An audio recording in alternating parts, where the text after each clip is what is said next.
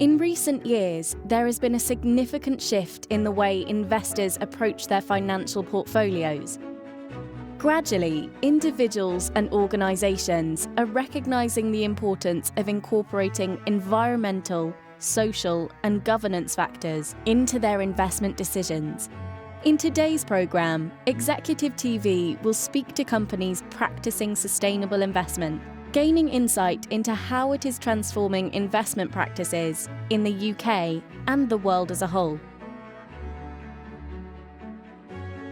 Worldwide Generation is a fintech delivering the world's first and truly global sustainability data, finance and solutions exchange through their G17 Eco platform, helping organisations and nations accelerate and improve their contribution to the 17 Sustainable Development Goals from one interoperable platform. The G17 Eco, think about it like an Apple, Google app store of interoperable sustainability apps.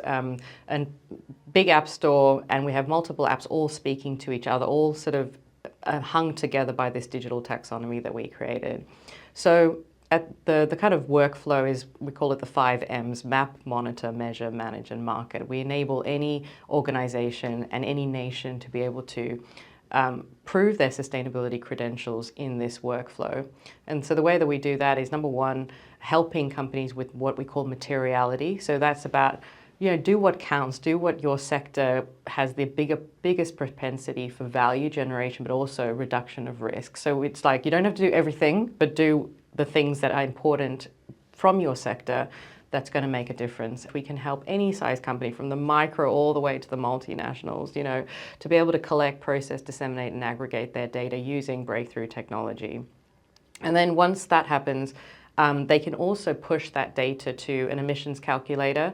And that was also another realization. There's no one size fits all. There's different sizes, sectors, sophistication, territories. Everyone has to measure their emissions, but they're all slightly differently depending on the sector you have. And so there had to come standardization between those calculators as well. So we have about 4 or 5 calculators that you can choose from that are appropriate for you. Push your data there, it will calculate your scope 1, 2 and 3 GHG emissions, and then pushes that back to your company tracker. Now from there, if you want to get third-party audited, you can send that data to an assurance tracker, and we have, you can nominate your assurer or your rating agency to get that data certified and scored if you want to. And then from there, in real time, you can say, I'm listed on this stock exchange, that's my bank, and that's my investor, and the system will harmonize, and you can share that in real time to a portfolio tracker member sitting on the other side. PMCL Consulting focuses on not-for-profit and public sectors, which offers a full scope of investment consulting services, from due diligence review to the implementation of its recommendations.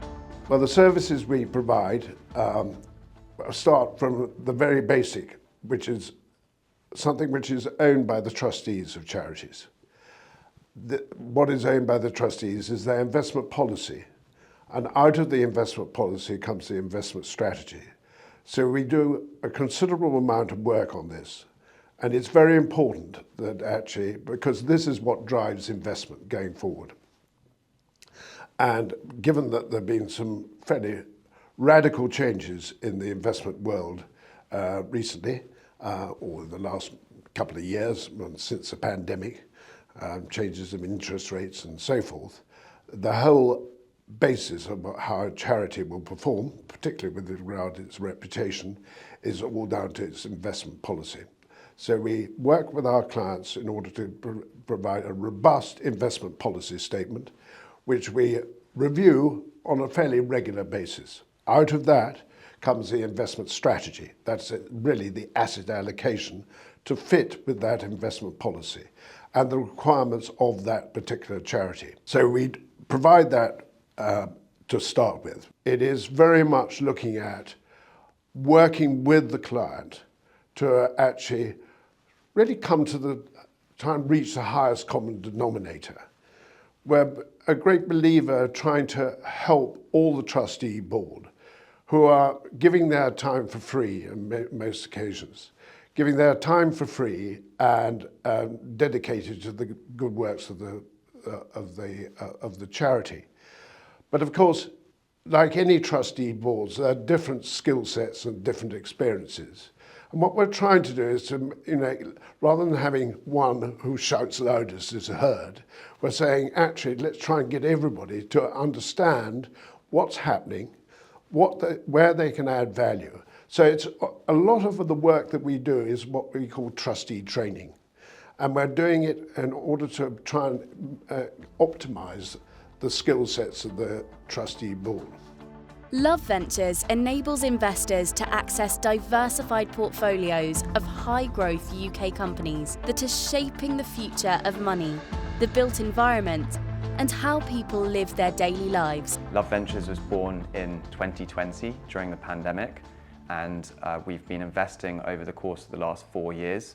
We're an early stage venture capital business, and we invest in great founders and businesses at the early stage in fintech, future of work, and consumer tech. Those are our 3 verticals of specialization. So to date, Love Ventures have been set up as an EIS fund. So we can come on to the specifics of how that works, but effectively they are tax efficient funds. So they really give a return to individual investors and allow those investors to have a diversified portfolio of companies. And in the future, we plan to operate what's known as LPGP funds. Essentially, that will allow us to go into Europe and back the best founders across the continent. But to date, we've been EIS funds. The use of the term sustainable investment reveals an inherent problem in the way the world functions. Sustainability should be a natural part of everything we do. Businesses must take initiative to cut carbon emissions and aid the transition to net zero, in turn helping with the UK's sustainability goals. I actually don't like putting the word sustainability in front of anything. So, sustainable investment. There's actually investment that's either sustainable or it's not. There's either strategy that's sustainable or it's not. We've got issues with transparency, we've got issues with data, and we've got issues with measuring, is it doing what it says it was going to do? And I think that's stifling investment flowing at scale. That's why we built the monitoring layer first. So now I'm saying that, if you're making investments and you're not looking at a social, economic, and environmental holistic lens on any investment, whether that's in a company or a project or anything, even philanthropically, that the chances of that going down and going badly just increases exponentially. And so, but if you can get the balance of that it is helping, people, profit, and planet all together, the increase of that return is massive, and the gift that keeps on giving after that is also massive. And you've changed behavior in that value chain. So that's my philosophy, is that we're just going to have to, everything's going to have to be sustainable. Technology is going to have to be sustainable. Strategy is going to have to be sustainable. Investment's going to have to be sustainable, because if not, you're putting yourself at risk, and not only yourself, but the world around you as well.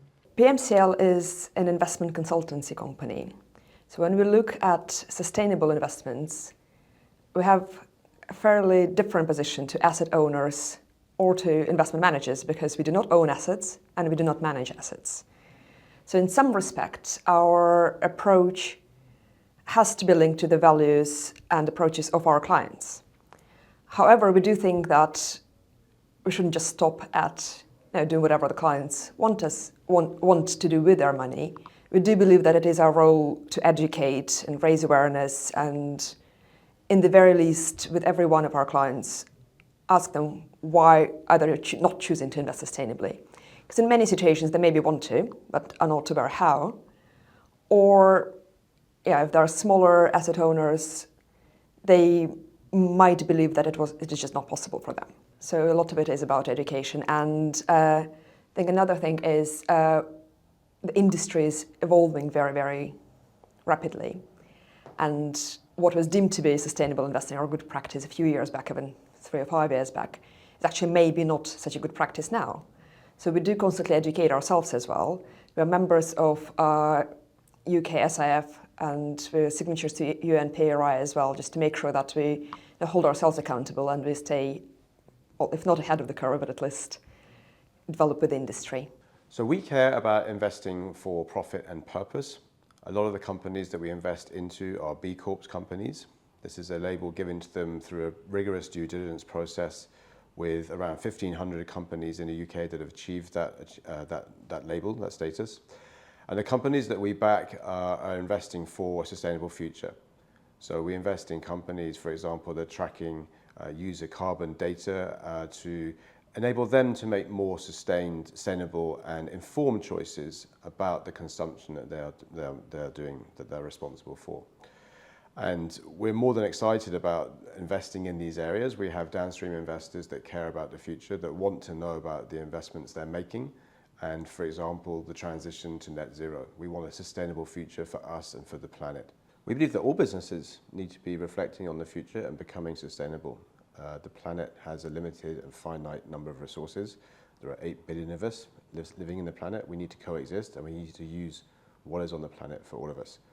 So for us, where we invest at the very early stage, it's very small. They're small companies, but they can grow and they can make a difference into how we change, because we are driving innovation through the companies that we invest into.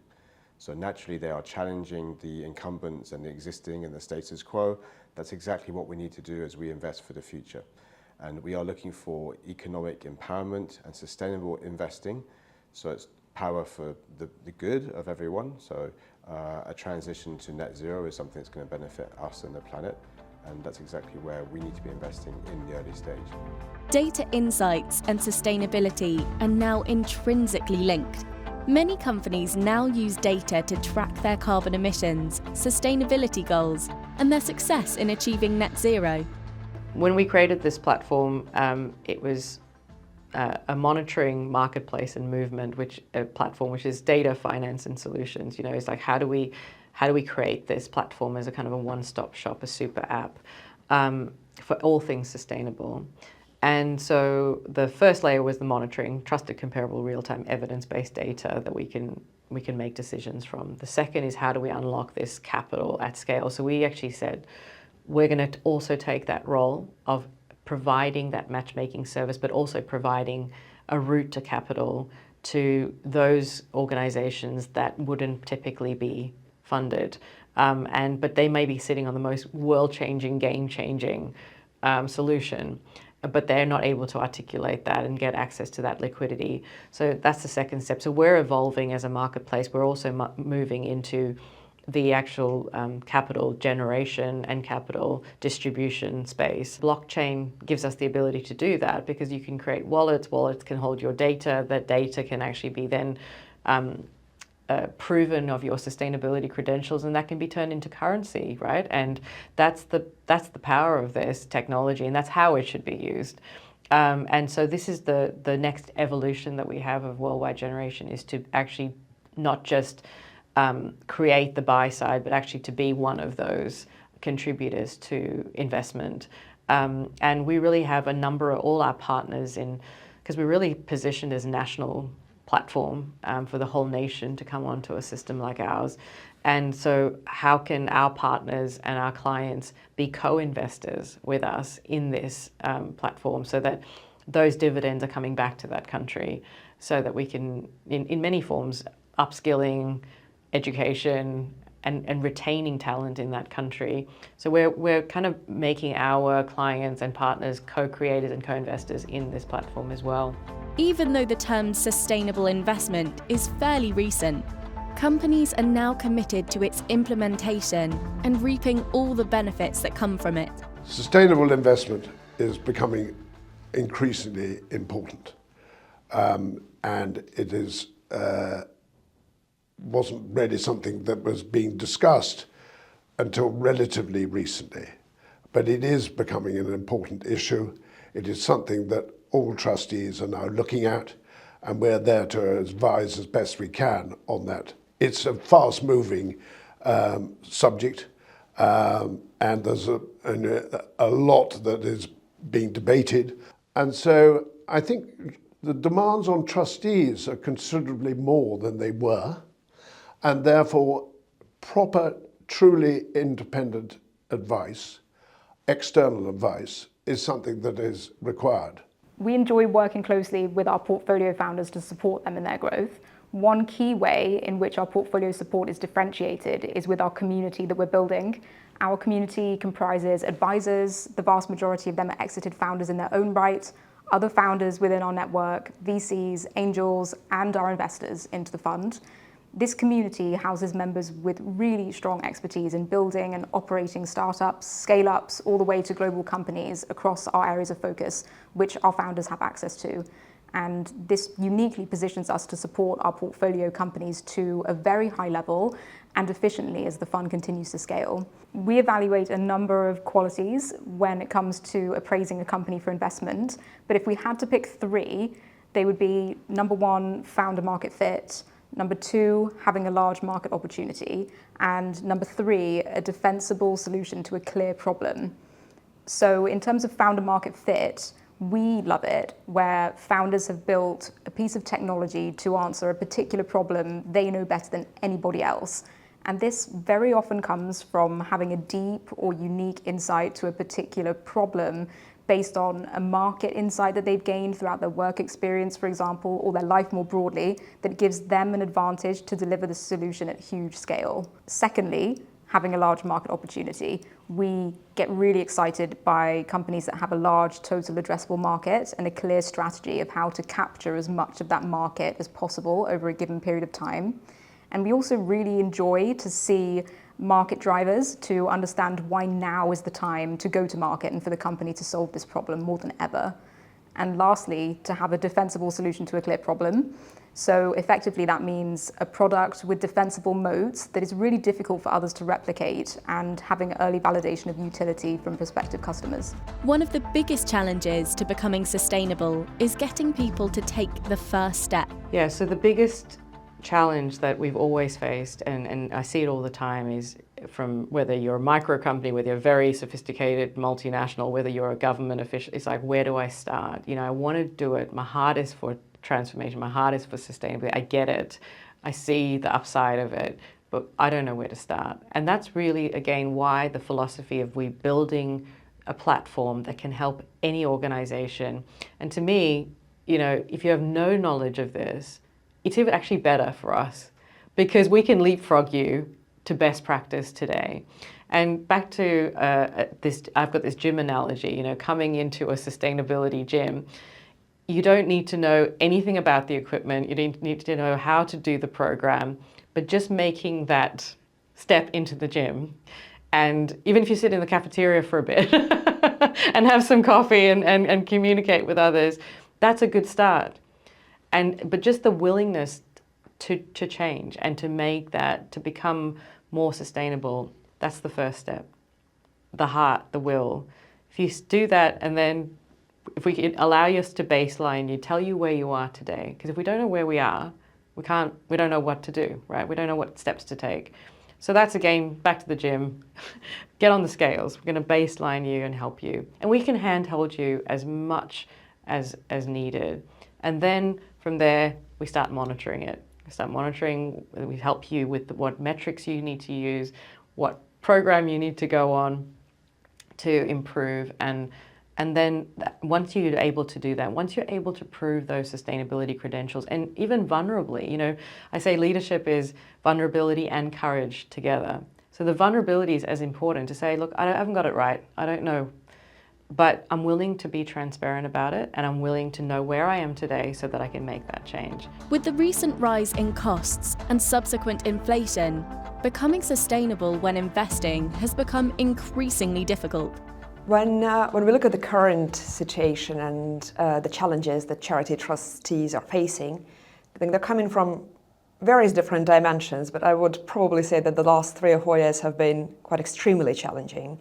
So if we look back in the past, about 30 years of prior to the recent few years, we had inflation relatively low and relatively stable, and returns from most assets were above the longer-term historical average, which ultimately means that you could do almost anything within reason with your investments and still achieve this target of inflation plus 4%.